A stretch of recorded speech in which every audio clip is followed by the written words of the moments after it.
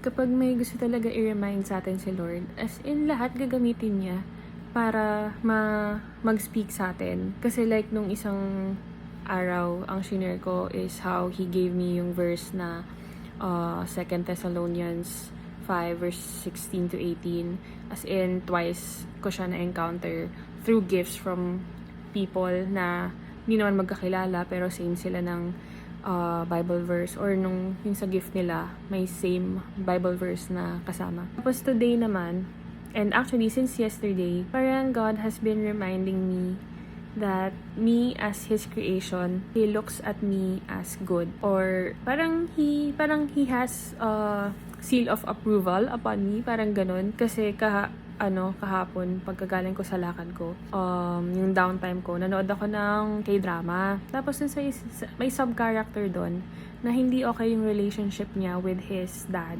Kasi his dad thinks na parang wala siyang talent or wala siyang natutulong sa business nila, sa family business nila. Tapos, di alam nung tatay na meron siyang ginagawa on his own, na parang his creative outlet. Tapos, first time ma-encounter nung dad niya yun. Actually, nagmi-mix siya ng drinks. So, first time matikman nung dad niya yung ginawa niyang drink. Tapos, tinatanong nung tatay niya, "You made this?" Tapos, yun, ininom niya. Tapos, naghihintay ng reaction yung anak. Tapos, yung tatay, "It's good. This is good enough." Parang, inapprove nung tatay yung gawa nung anak niya. Tapos, edi nagpipigil ng luha yung anak.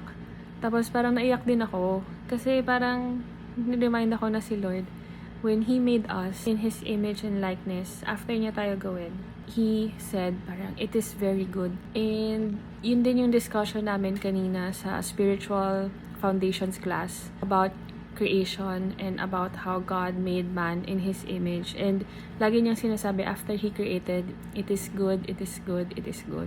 And naiyak ako actually kahapon, as in ugly cry. Kasi parang as in nag-speak talaga sa akin si Lord dun sa scene na yung tatay nag-thumbs up dun sa anak. Na parang feeling ko si Lord parang nag-thumbs up din siya sa akin. And ayun, parang reminder din talaga for all of us that we are made in His image.